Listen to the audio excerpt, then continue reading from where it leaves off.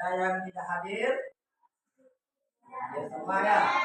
Oke, ada semua, alhamdulillah. Oke, jadi sebelum kita memulai materi kita pada hari ini, ada baiknya seperti biasa kita membaca doa terlebih dahulu supaya sentiasa mendapatkan rahmat dari Allah Subhanahu wa taala.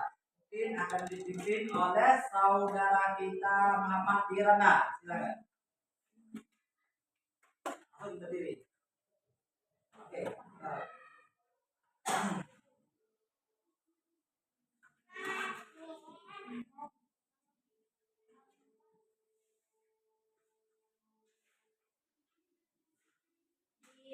Yeah.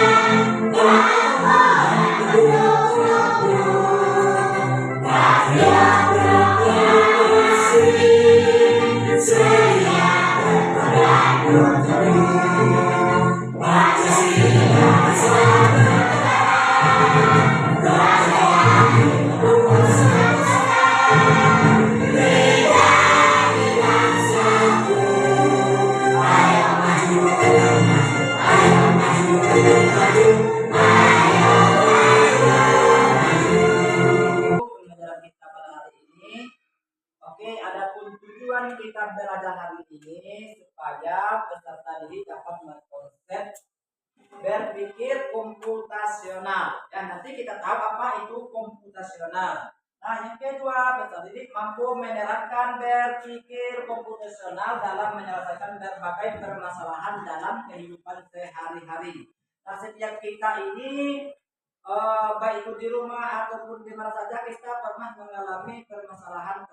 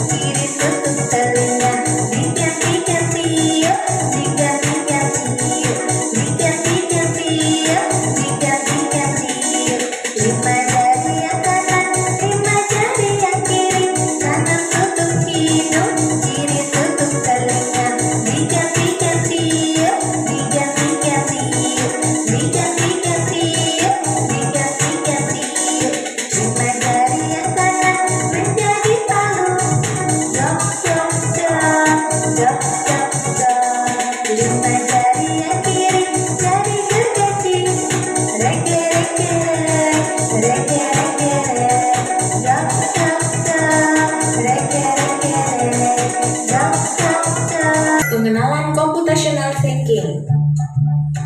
Hai teman kece, coba tebak apa artinya computational thinking atau berpikir komputasional? Adakah yang bermata jeli dan melihat kata komputasional di sini? Jadi mungkin ada hubungannya dengan komputer ya? Iya, betul sekali. Jempol buat kamu yang sudah menebak dengan benar. Berpikir komputasional adalah proses berpikir untuk menyelesaikan masalah dengan efektif dan efisien. Dalam ilmu komputer, proses berpikir ini dilakukan sebelum mulai menulis coding atau pemrograman. Jika sudah direncanakan dengan baik, maka coding yang ditulis akan sesuai dengan kebutuhan dan dapat diselesaikan dengan cepat dan tepat. Tapi ternyata berpikir komputasional juga bisa dilakukan tanpa komputer dan tanpa internet loh. Malah sebenarnya kita pun sudah menerapkannya dalam kehidupan sehari-hari. Mulai dari menggosok gigi, mencatat ringkasan pelajaran, hingga menyiapkan tas untuk sekolah besok. Wah, kalau kita sudah bisa menerapkannya setiap hari, berarti kita semua sudah mahir dong. Belum tentu. Contoh-contoh tadi kan menerapkan berpikir komputasional pada masalah yang sederhana. Masih banyak nih masalah yang lebih kompleks, seperti misalnya mengatur keuangan bulanan, apa yang harus dilakukan kalau kamu tersesat di tempat baru, hingga memilih jurusan dan karir. Lalu yang lebih penting lagi, ketika kamu dewasa nanti, kamu akan menghadapi era industri 4 dan bahkan 5. Di sini kamu perlu kecakapan untuk memanfaatkan dunia digital, mulai dari mencari dan memilah informasi yang kamu perlukan, hingga menggunakan informasi itu untuk membuat keputusan penting dalam hidupmu. Menghadapi masalah kompleks kehidupan di masa sekarang dan masa depan ini mirip seperti merencanakan coding yang sudah dibahas sebelumnya. Kuncinya adalah memahami masalah dengan tuntas dan mencari cara menyelesaikan yang efektif dan efisien. Nah, kalau begitu, bagaimana agar kita bisa berpikir komputasional?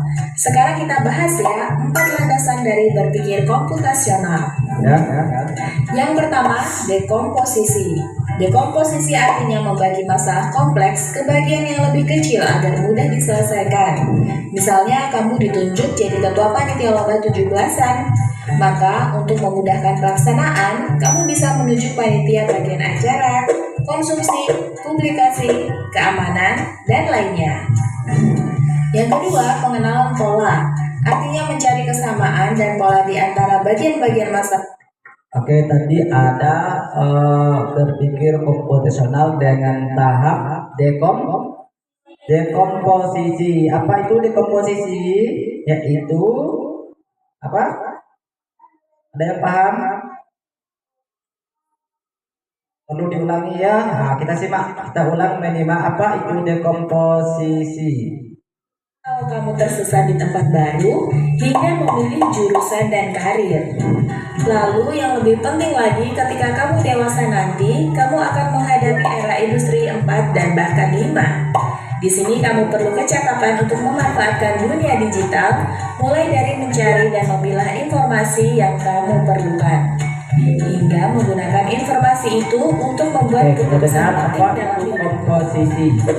Menghadapi masalah kompleks kehidupan di masa sekarang dan masa depan ini mirip seperti merencanakan coding yang sudah dibahas sebelumnya.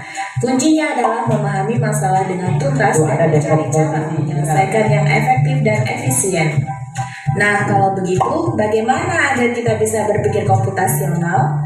Sekarang kita bahas ya, 4 landasan dari berpikir komputasional. Yang pertama, dekomposisi. Dekomposisi artinya membagi masalah kompleks ke bagian yang lebih kecil agar mudah diselesaikan. Misalnya, kamu ditunjuk jadi ketua panitia lomba 17-an. Maka, untuk memudahkan pelaksanaan, kamu bisa menunjuk panitia bagian acara, konsumsi, publikasi, keamanan, dan lainnya. Yang kedua, pengenalan pola. Oke, jadi dekomposisi itu adalah teknik memecahkan masalah itu dari masalah yang kompleks atau masalah yang besar menjadi bagian yang lebih kecil. Nah, kita simak pada apa lagi? Dekomposisi artinya mencari kesamaan dan pola di antara bagian-bagian masalah kompleks yang sudah dipecah. Misalnya kamu hendak melipat dan menyimpan jemuran di rumah, maka kamu perlu bisa mengenali jemuran milik ayah, ibu, kamu, adik, dan milik bersama seperti. Oke, di situ berikutnya ada pengenalan pola. Pengenalan pola yaitu dengan itu teknik teknik pemecahan masalah itu mencari kesamaan dari bagian yang sudah dipecahkan, ya, dari seperti itu pada materi kita pada gambar seperti mencuci, masalahnya selesai Spray, mencuci, handuk, ya. dan lainnya. Ini karena jemuran-jemuran itu perlu disimpan di tempat yang berbeda. Yang ketiga, abstraksi. Artinya fokus pada informasi yang penting saja, mengabaikan detil. Oke, ada abstraksi. Abstraksi ini fokus pada hal-hal yang penting saja. Ya, kalau kita misalnya kalau membuat nasi goreng, misalnya banyak hal yang harus kita siapkan. Namun seperti bagaimana menyalakan api, bagaimana membuat kecap, dan bagaimana membuat saus. Nah, kalau abstraksi ini tidak menggunakan hal itu terlalu rumit masalahnya kalau kita kajikan secara dalam. Nah, abstraksi ini juga apa namanya, memudahkan kita memecahkan masalah. Jadi kita dapat memecahkan masalah itu dengan cara yang lebih sederhana. Nah, kita lihat Yang tidak diperlukan, misalnya kamu hendak menceritakan pengalamanmu yang perlu diterapkan untuk. jadi ada 4 landasan berpikir komputer. Oke, yang pertama ada dekomposisi, artinya membagi masalah kompleks jadi bagian-bagian yang kecil. Yang kedua ada abstraksi. Apa itu abstraksi?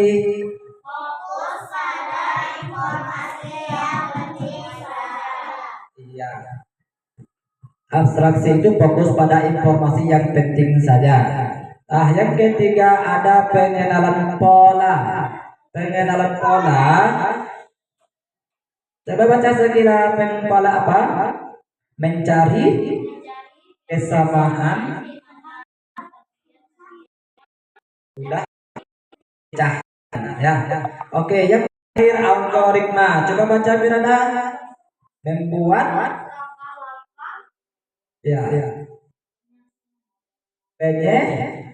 penyelesaian.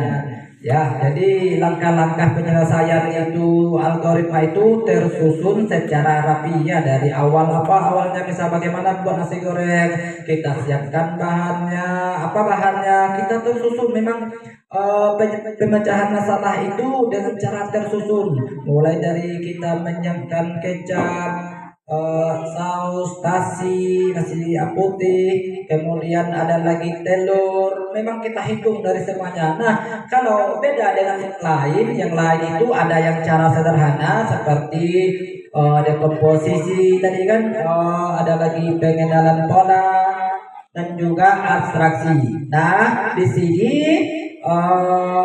kita membuat kelompok.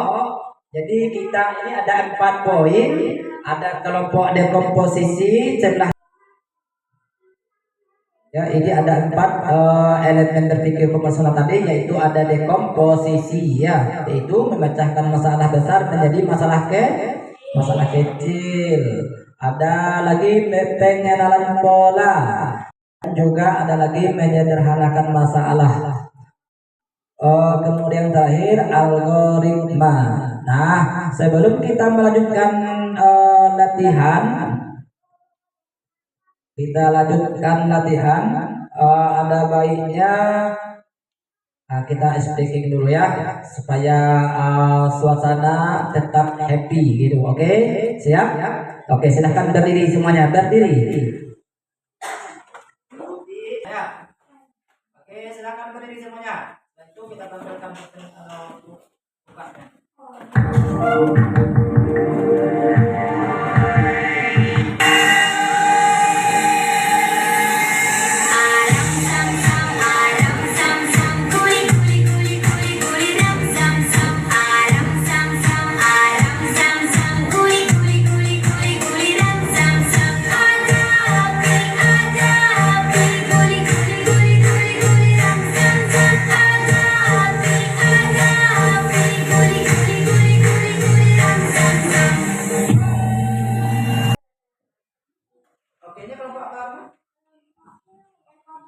Dekomposisi ini Elma. Ini kelompok apa? Hah? Pengenalan pola. Oh, pengenalan pola. Kelompok abstraksi. Kelompok algoritma. Oke, silakan bekerja kelompok, berdiskusi dengan semua anggota kelompok kita. Ya, satu tulen sebagai penulis, silakan berdiskusi. Ya, silakan berdiskusi. Dan kita boleh menanyakan bagaimana menurut kita, misalnya kelompok apa? Dekomposisi itu tuh. Oke, untuk kelompok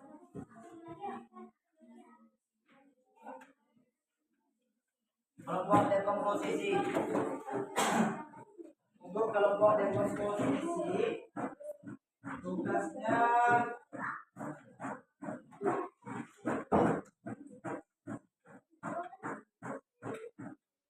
untuk kelompok dekomposisi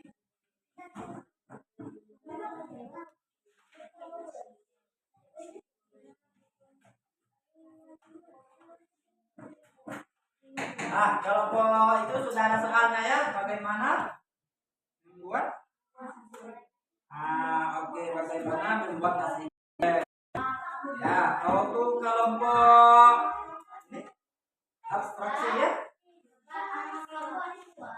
Ya, buat nama kelompoknya, tulis anggota, nama kelompok dan juga anggotanya ya. Anggotanya siapa, tulis. Kelompok 4. Apa masalahnya? Contohnya pola dapat dilihat dalam kehidupan sehari-hari seperti apa namanya? Nasi goreng kecap laut. Ini biasanya. Ya.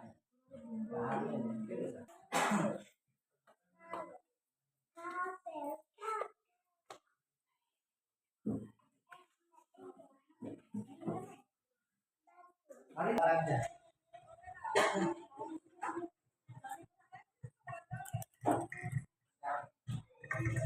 Ya. Oke, masalahnya kan?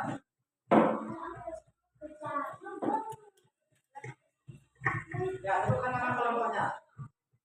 Nama kelompok dekomposisi. Anggota kelompok Naila, Elma, Ica, Hana.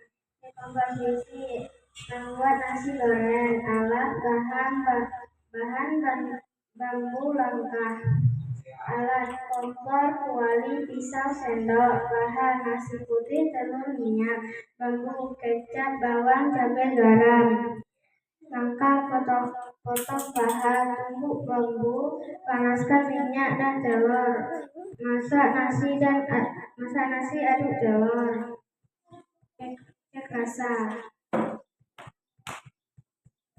Oke, selesai. Oke, terima kasih kepada kelompok dekomposisi. Oke, selesai dikumpulkan. Oke, silakan beri tepuk tangannya buat kelompok dekomposisi ini. 5, 4, 3, 2. Coba semuanya Bergerak.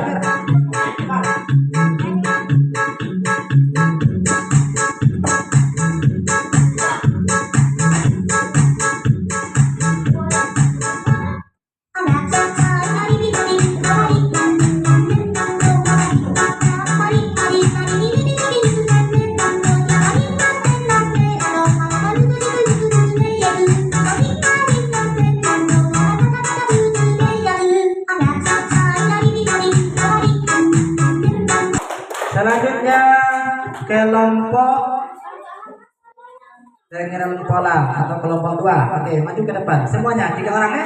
Oke, 3 orang maju semuanya. Oke, Aisyah, nanti ke depan Aisyah. Siapa yang mengajar? Oke, kita serahkan nama kelompoknya dulu. Kami dari kelompok, nama anggota Almi, Aisyah, Syakila. Nama kelompok pengenalan pola.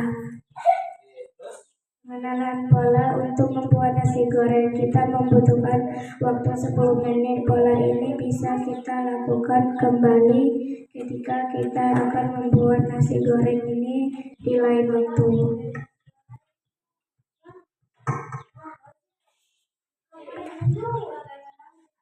Karena kita pernah buat nasi goreng, kita juga dapat membuat kewetiau goreng yang memiliki pola yang hampir sama membuat nasi goreng.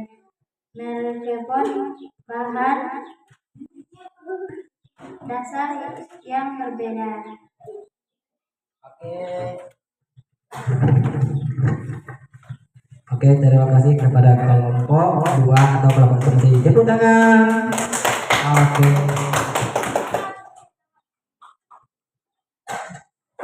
Ya, tadi ada kelompok pengen pola ya. Jadi ada mereka ini mengenal pola bagaimana bentuk nasi goreng. Kalau kita bisa membuat nasi goreng, tentunya kita juga bisa buat kuitiau ya, kuitiau.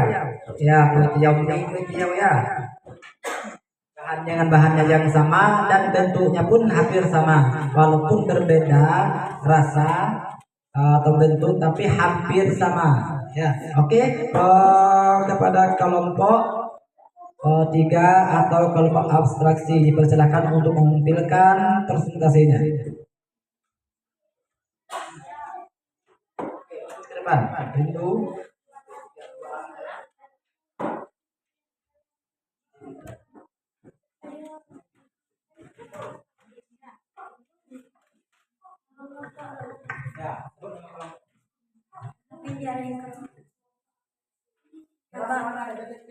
Nama anggota Ziyadatul Latifah, Rindu Pania Janatil Latifah, Zahra Latifah.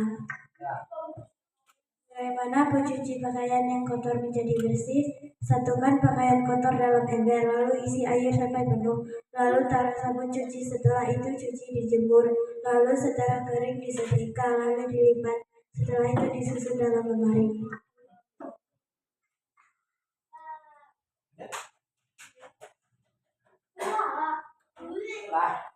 Oke. Jadi tepuk tangan dulu buat kelompok 3 atau kelompok abstraksi. Apa ulangi? Bagaimana mencuci pakaian yang kotor dan bagaimana kelompok 1? Apa itu berpikir komunikasional yang kita ingat tadi? Oke, berpikir dekomposisi ya, berpikir memecahkan masalah besar menjadi masalah kecil. Kelompok logis yang berpikir logis yang sistematis ya. Berpikir, kita dapat berpikir dengan logis, masuk akal dah ini. Kita bisa menggunakan akal pikiran kita bisa berpikir ya. Oke, untuk itu sebagai penutup kita hari ini